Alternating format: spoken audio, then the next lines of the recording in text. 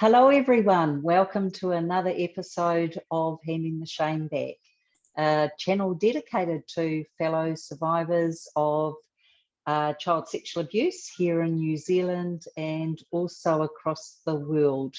The aim of this show is to show other survivors that actually you're not alone out there. There's many of us, and we are here to try and provide some resource and support for you so that you don't feel quite so isolated, but also you may pick up some tips and tricks from people who are on the show. So it's my great delight to introduce Tamara Waugh, or depending on the mood and how she feels and how you're feeling. So Tamara's been a fantastic advocate for many, many years now in this space in New Zealand. She co-founded and runs a group called EmpowerMe for female survivors of child sexual abuse. And she also was had a submission to the mental health inquiry on the ACC sensitive claims unit, and part of her Yale project was on that as well. And she will tell us more about that. I'll make sure she does towards the end. So welcome everyone, and hello Tamara, welcome. Kia ora. How are you? How are you doing? Yeah, really good, really good. Had a nice break, and yeah, ready to hit the new year running. Awesome. Well, look, it's such a delight to have you on the show, and I guess one of the key things for me as a fellow survivor of this is trying to understand other people, where they're coming from and their personal history, because as you and I both know, no two survivor stories are the same. So it would be great to hear a little bit from you around kind of what you've gone through and what's led you to where we are today. Yeah, sure. It's funny when you say, not two stories are the same. It's absolutely right. Not two stories are the same, but there are so many familiar streams that come through, when I hear of all the stories that I hear. So my experience, just briefly over the top of it, I first experienced child sexual abuse when I was 4 years old by a family member, but outside of the home, and then a few times after that, so 4, 6, and 11 with that particular perpetrator, and then from 9 in the home on a regular, consistent basis, and then when I moved overseas, I got myself in a bit of a dangerous space and experienced rape and gang rape.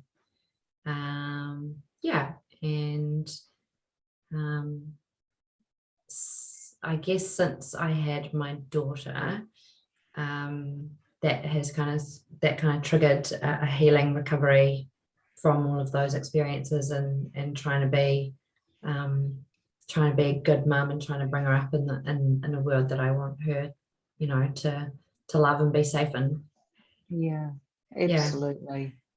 Yeah. And that must have been just so triggering as well when you first become a mum, and it's quite surprising how often it comes to mind, when they're a toddler, or when they're, when she was a baby, it wasn't so bad for me, but when she was a toddler and she started touching herself and like exploring those kind of things, you really have to kind of go, whoa, okay, where this, I don't want to like the boundary. You want to like not go anywhere near it, Yes. I started kind of having these phases where I just didn't want to bath her, and I didn't want to, it was really awkward, and I just had to kind of really kind of go, okay, this is not happening.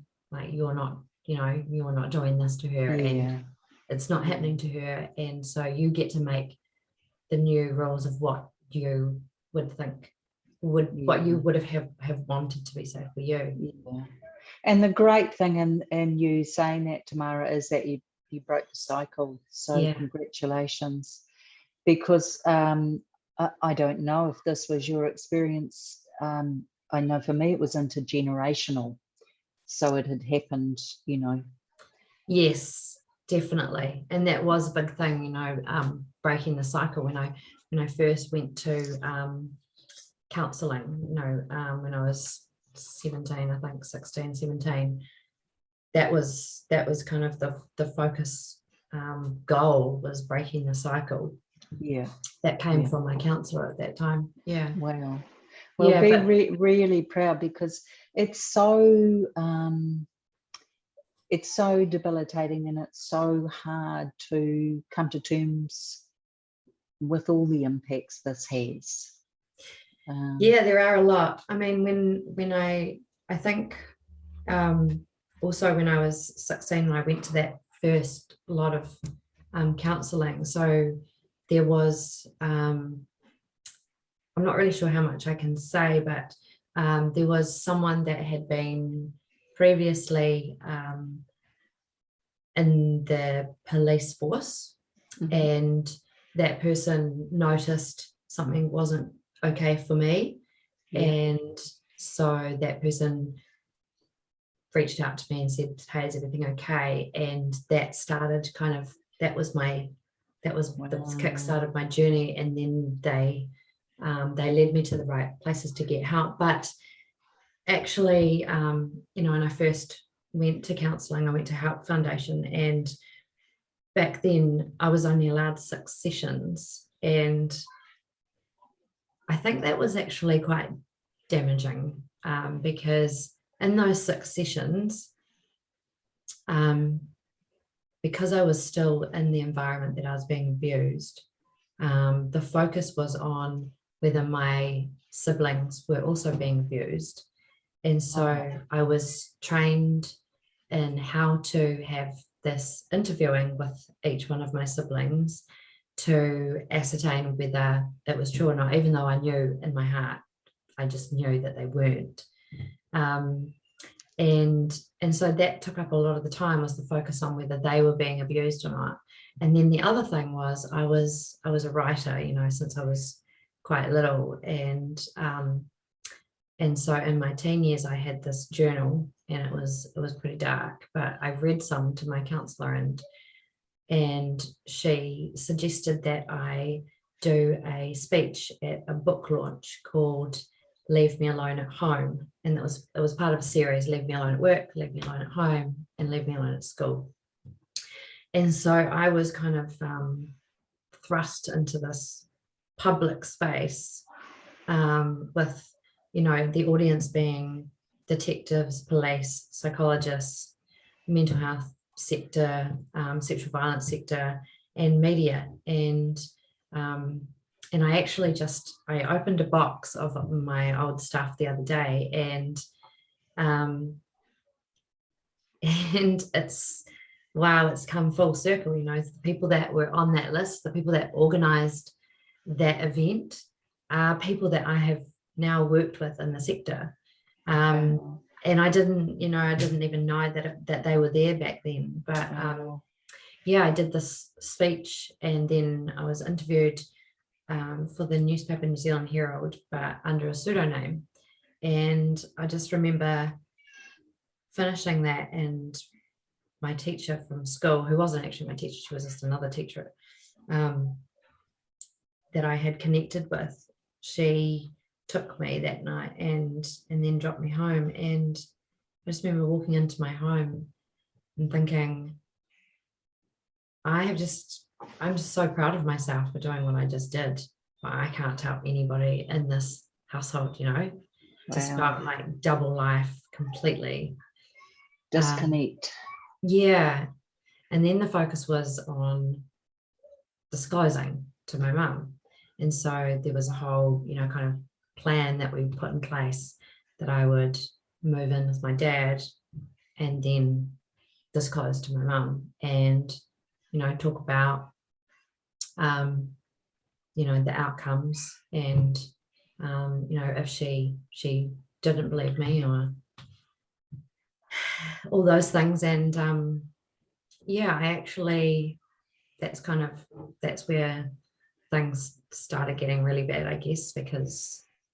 So you're saying she didn't believe you? Well, she asked, she rang, I wrote her a letter and then went and had lunch with her and gave her this letter. And then she called me and asked me, is it true? And I was kind of like, I just told you. But, the counsellors, when disclosing, they told me to not say everything that's happened, just a little bit. I don't know why that is, actually, because I've never told my mum everything now, because it just became so hard, the relationship and the dynamic. And I just, from then on, because she decided to stay with her husband, who was my perpetrator, my stepdad, and that was really hard for me because I wanted, I knew at that age, and I was so young, but I was so wise. I had really already forgiven him, and I honestly just saw him as someone in a lot of pain that was continuing a cycle, and I felt that I knew that much worse had happened to him, and I just wanted it to stop from now on, and no one else be harmed in this way. And for my mum, I think it's still a really big challenge for her to she wants to be the fixer. She wants to keep everyone happy. But that action for me was choosing, and essentially not believing me. But she acknowledges that it happened, but she just chooses to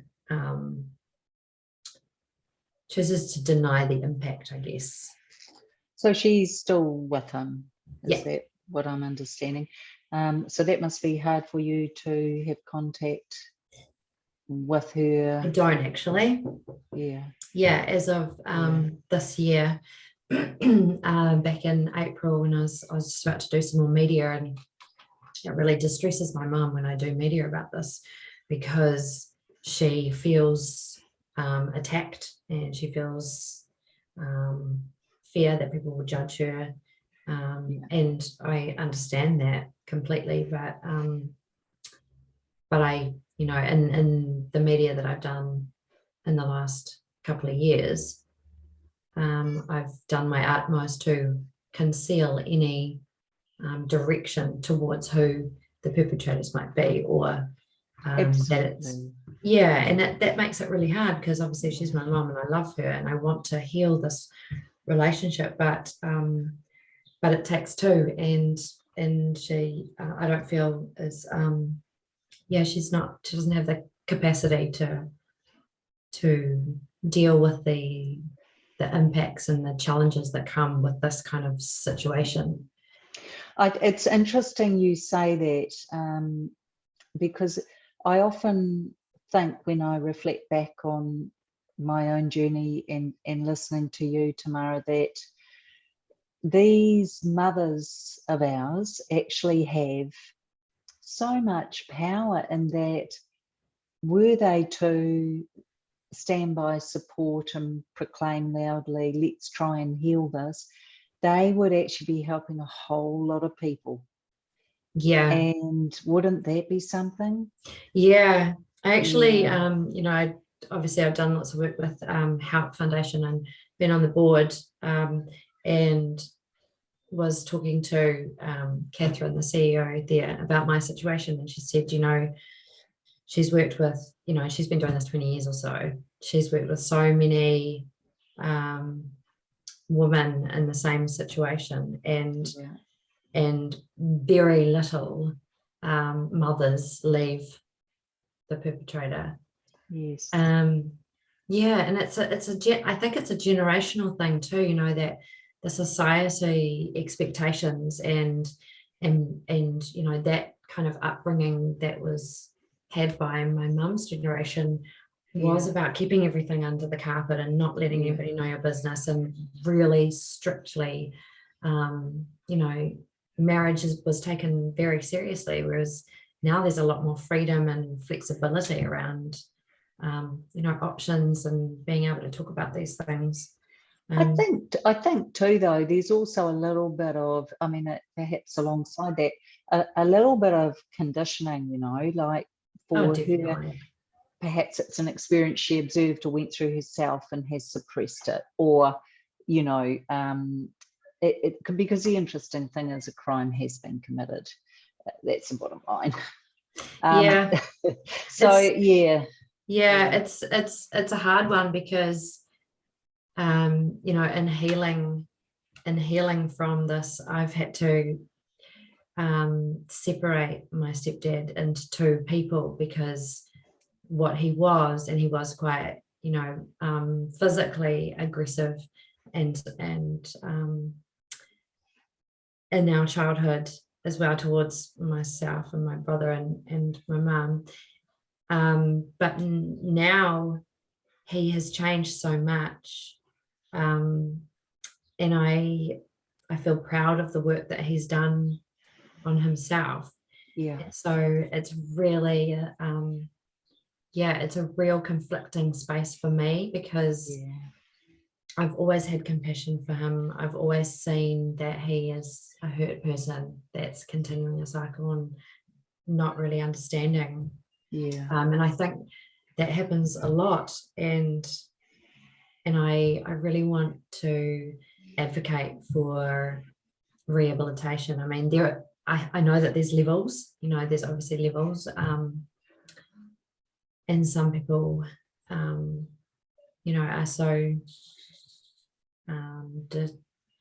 dysfunctional that they can't be rehabilitated. But I also believe that there are those that can, you know. It's really sad. It is. And I, you know, it always comes back, in my humble opinion, it always comes back to, can you own what happened? Can you own your stuff? If you can, great, you're a good way on that path.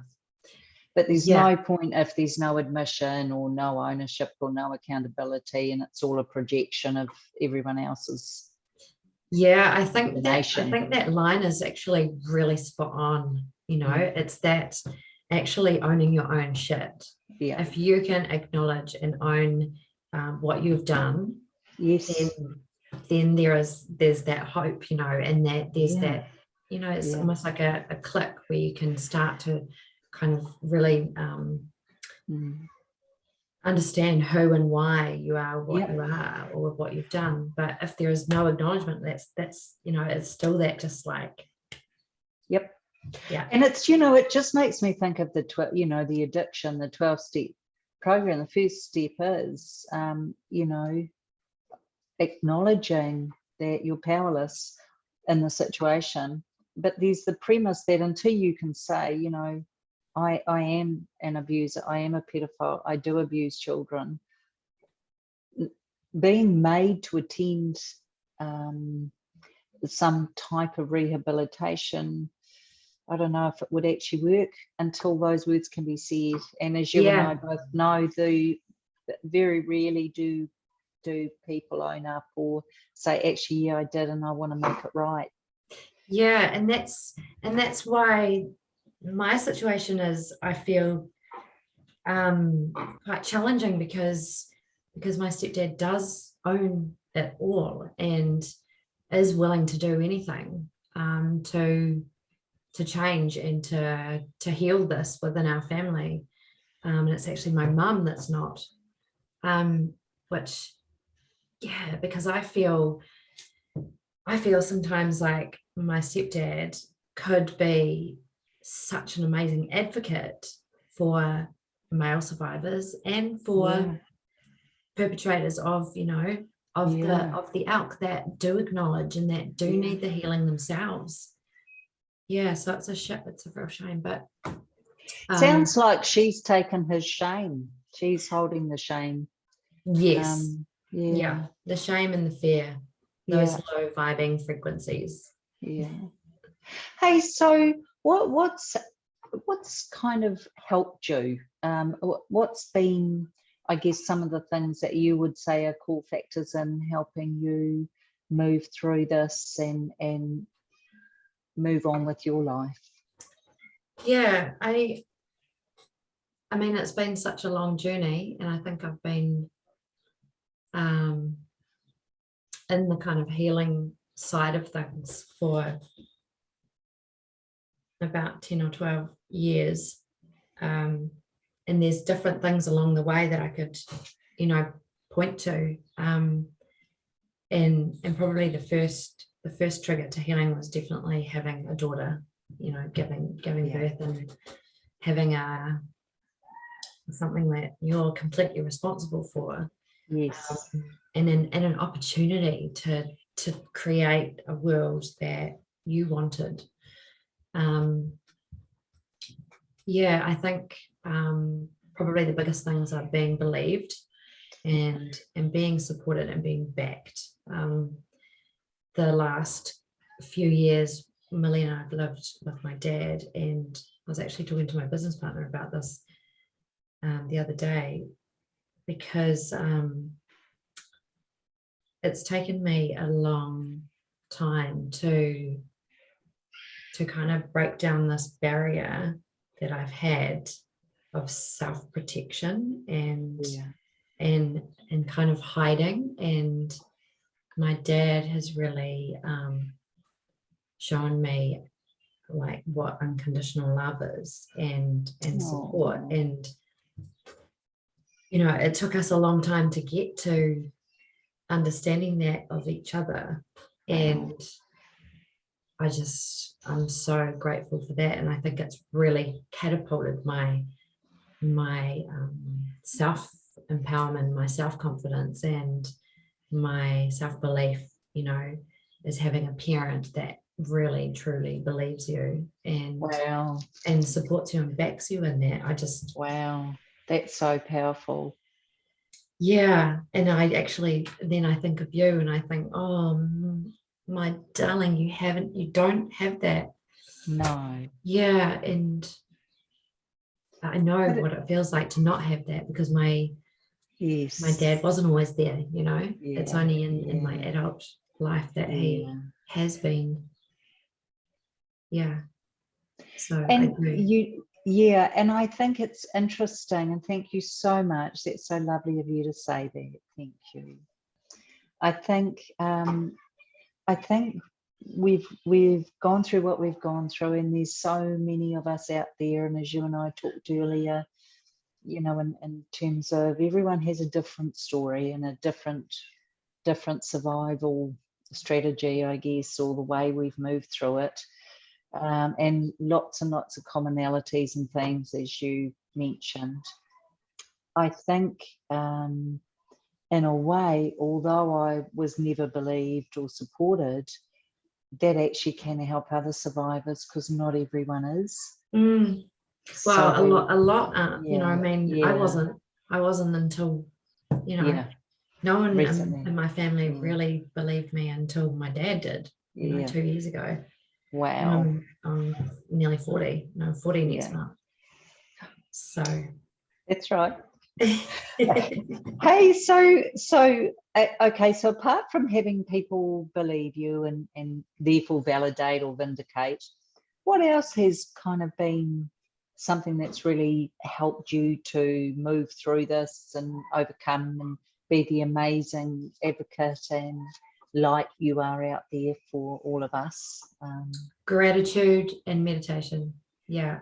So when I was 30, I was still abusing substances, and on my 30th birthday, I ended up in hospital, and my dad brought my daughter to come and see me, and she gave me this look that I'll never forget. And she was only 3, so she couldn't really articulate words what she was saying, but the look was enough to kind of just really give me a punch in the face. And it kind of just like everything happened so quickly, but I made this decision that I really needed to shift on a very deep level the way that I was operating in the world. And up until that point, I had been on medications, so many medications, to try and stabilize my mood and all, and it was just not working because I was obviously taking recreational drugs as well.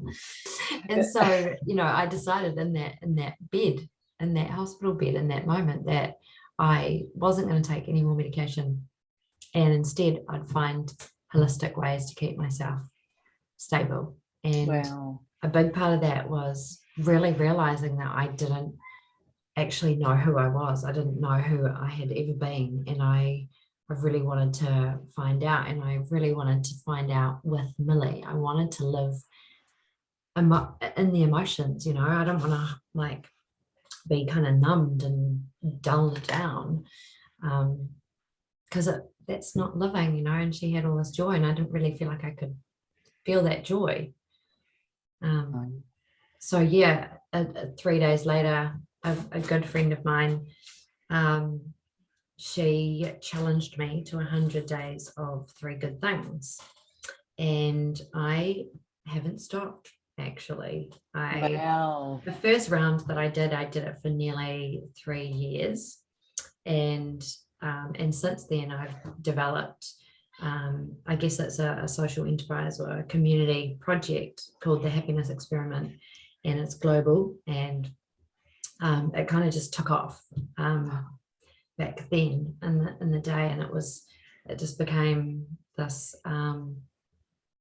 really big thing that people wanted to try, you know. And from that, really launched me into neuroscience, psychology, mindfulness, Buddhism, like all of that kind of area, all of the area that I work in now, you know. And it was fascinating and amazing. I went to a conference in San Francisco and, you know, meditated with Eckhart Tolle and 2,000 other people, and it was amazing. And all that from gratitude. Yeah, all that from writing down 3 good things every night before bed. And my sleep changed. I just everything changed, and it was consistent because, you know, obviously I was one of those people that thought, wow, everything's going so well. I'm waiting for something to fuck up. I'm waiting for something bad to happen, you know, because I don't deserve this. And it didn't. It just kept getting better and better. And yeah, there were challenges along the way, but with gratitude as your best friend, like the world is literally magic. Like everywhere you look, there's magic. Because you become a child, so curious about everything and grateful for it in the moment, and it leads you to places that are really magical, I guess. You know, you really find the essence of life and the beauty of life through gratitude. Isn't it interesting when you think about it? It took your beautiful baby to be born for you to realize what you could lose, really. And those maladaptive behaviors, which of course us survivors have, you know, whether it's addiction, and it could be addiction to anything, whether it's sleep or drugs or food or sex or alcohol, it doesn't. I think I might have had them all at some stage. Yeah, I'm sure. I think so. I don't think you're alone. And so what we do to try and come back into who we are, I guess, into who we really are, is feel or extend the limits of possibility. So how fantastic as I listen to your story that you managed to get to that sort of extreme and then come back not to mid-ground but to the other, and get into that whole meditation, psychology, neuroscience, all of that. That's really amazing. And I guess really when you think about all of that, is there any particular, you know, you mentioned gratitude and then you mentioned meditation. Tell us a little bit about that. How does that work for Yeah, you in your life? I guess when I was 30, I was an externally really bubbly, happy, energized, and compassionate person. And so externally, I didn't really look like I needed to do much, I didn't need to do the inner work. But as you know, well aware, the inner turmoil was just horrendous. It was really killing me. So my friend who challenged me to the 100 days of 3 good things also challenged me to 13 minutes of meditation every day. And I'd never meditated in my life. And never, I was like, oh yeah, sure, I'll give it a go. It'll be fine. I'll be able to do it. Easy. And it has been the biggest journey. Just that in itself has been love, hate, in, out, understand how to do it, have no idea.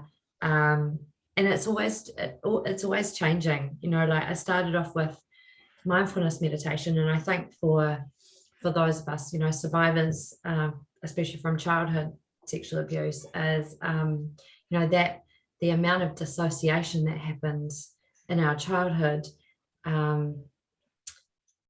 It's easier for me to astral travel and to do transcendental meditation, because that's where I lived as a child, right? But being grounded on the earth and being present was not somewhere I felt safe or understood or wanted to be or felt comfortable. So that was my challenge, and I really, really had to fight to understand how to do that.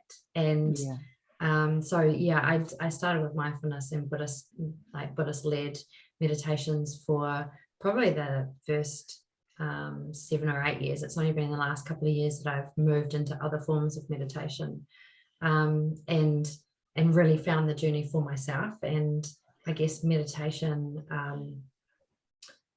is part of my lifestyle now. I don't really, there's not one day that I don't do it. I do it in many different forms. It's a journey within me, and for me, it's my center. It's who I am. And gratitude is the same for me. I guess it's just all the studies that I did on a gratitude practice in 21 days, 66 days, 90 days, 100 days.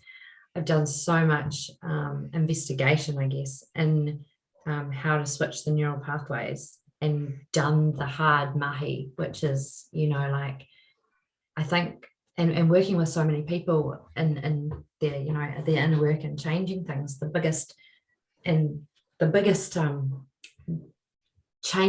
changer is that self-discipline and that commitment to practicing one thing every single day. Meditation is amazing, and it's always going to be part of me now. I went through this year, at the beginning of the year, I had a pretty big part of myself that I needed to work on. And I'm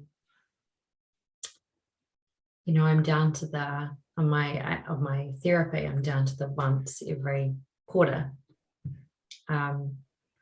And so my therapist wasn't really an option. And I kind of immediately went to lean towards those kind of clinical and those therapeutic modalities of psychology. But what really called me was meditating. And so I kind of went into this kind of, phase of literally just meditating for like 4 or 5 hours a day, and just being still and trying to recenter, and I didn't really know what was going on. I just knew that this was the thing that I needed to do, and I didn't know how long it was going to take. I just knew, I talked to a friend the other day actually, and he said, yeah, I didn't see you much last year. You just said to everybody that you were going to disappear for a bit, and you did, and no one saw you.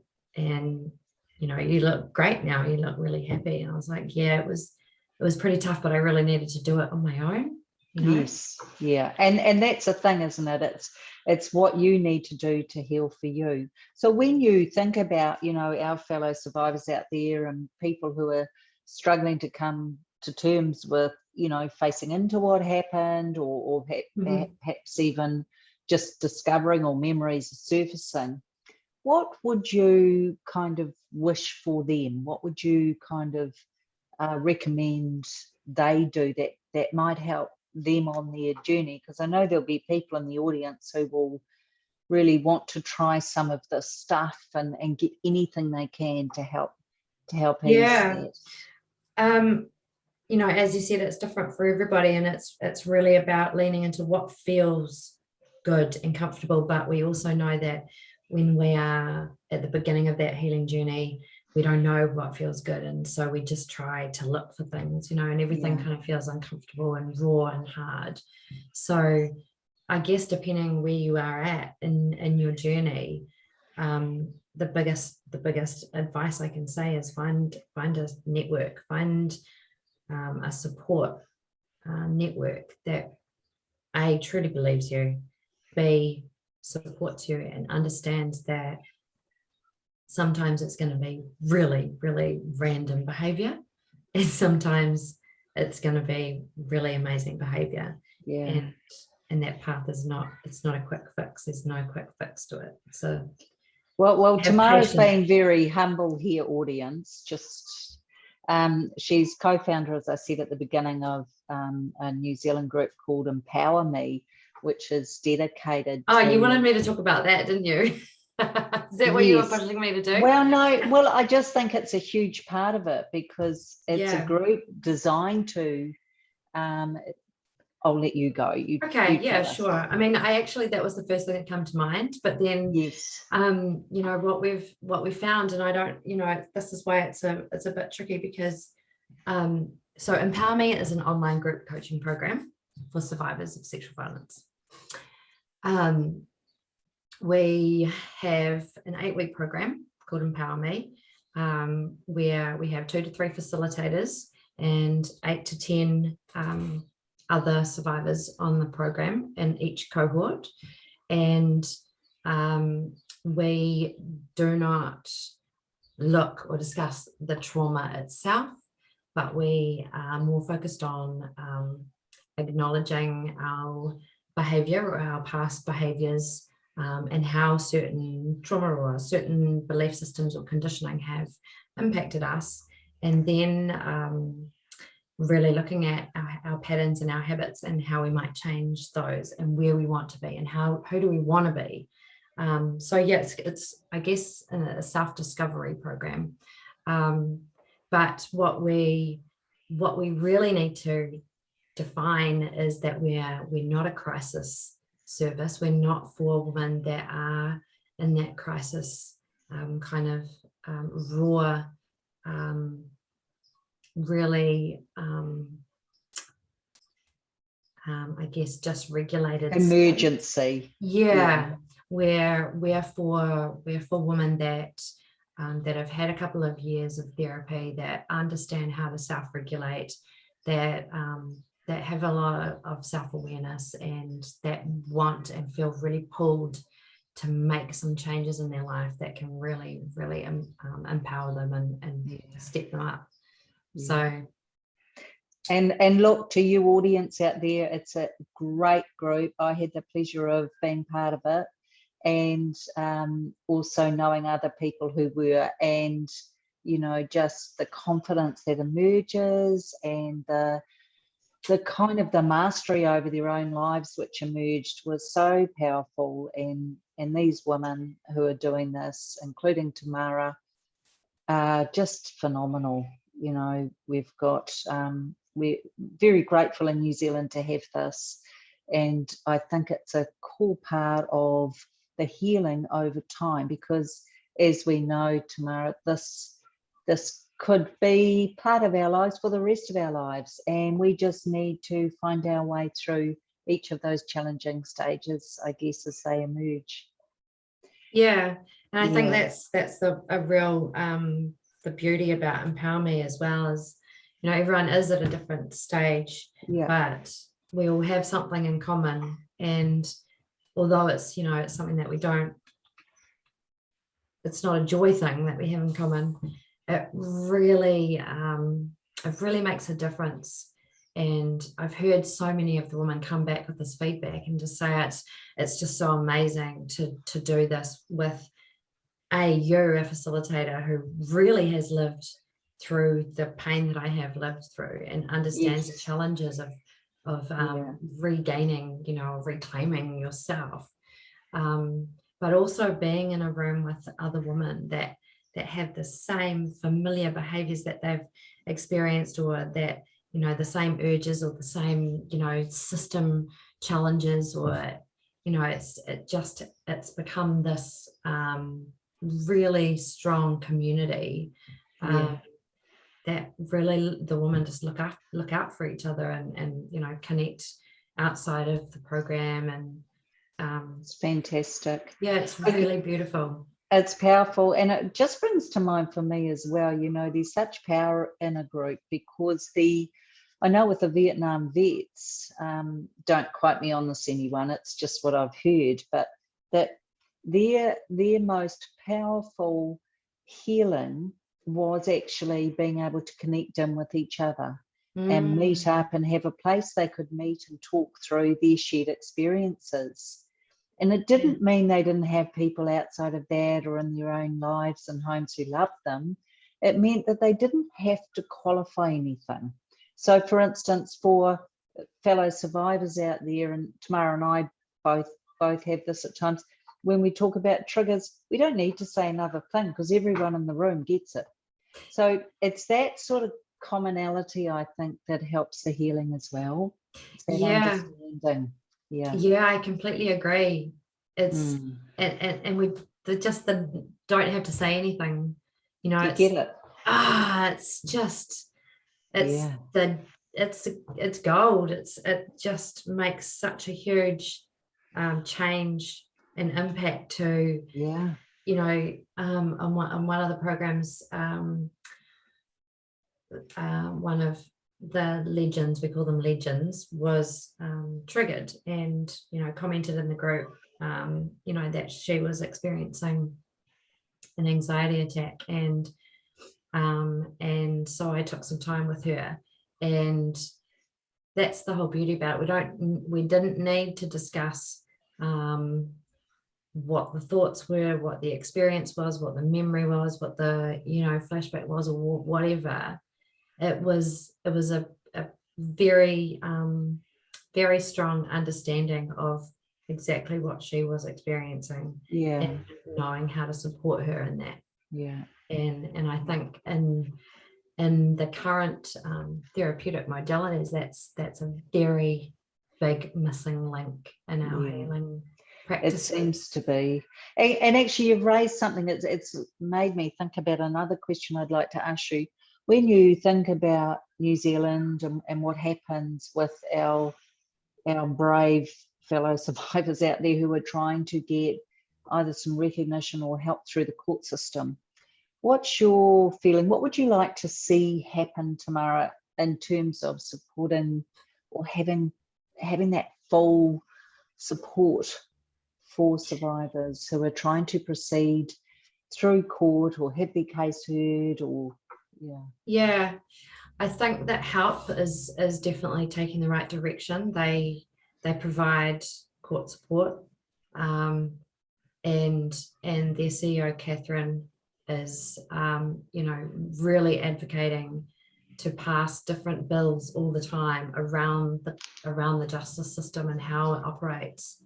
And I think there's so many contributing factors of a societal culture that need to be changed, and to, you know, to contribute to changing the court system. But also, you know, it's like that's kind of where it starts as well. So I guess what I'd love to see changed is you know, lawyers and how they speak to victims on the stand, or even to children on the stand, you know, and this the defense side of things is just rips people apart, you know, and it's always leaning on the side of the focus is always on the perpetrator, and it's not on the victim. And I'd love to see a massive wraparound support of how that happens, and things like the Ghislaine Maxwell trial has really, you know, that's going to really help things like this Me Too movement. All of these things really contribute to changing how things are run. But there's, you know, there's so much that can be done around consent, around how we bring up our boys, you know, these gender roles that we are moving out of, you know. I think, and also, you know, what comes to mind as I'm hearing this is that there is almost a, you know, innocent till proven guilty, but what tends to happen is the police take that very seriously. And look, don't get me wrong, I think they do their absolute best with what they're given in terms of training and education. And there's still some gaps there, obviously, but for them to actually not make it so hard for survivors to try and be heard. Like, if there's too much pressure put on, it becomes it's re-traumatizing, actually. Yeah, well, that's absolutely right. I mean, I didn't go down that path, you know, and I know, you know, some of your journey of going down that path, and obviously we have people in our network that have been through that and that I've supported, but, you know, I guess for my story, it hasn't been so prevalent a point to do that, and so I haven't dived, you know, into all of the little kind of ins and outs, but there are so many bills that can be changed, you know, that help make up the bigger picture. And I know there's a lot of work being done on that. Well, that's fantastic to hear. So I think, as Tamara said, it's the Help Foundation. There, if you're in New Zealand and you're needing that help, it's 09 623 1700. Wow, look at you. We will have links with all that information underneath the show.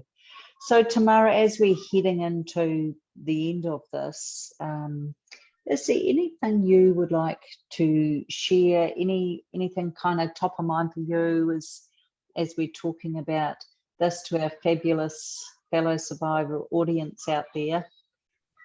Get in touch with me, and let's build the community and make it bigger. You know, let's support each other and really create a movement in New Zealand of survivors really being empowered, and spread the word about EmpowerMe, and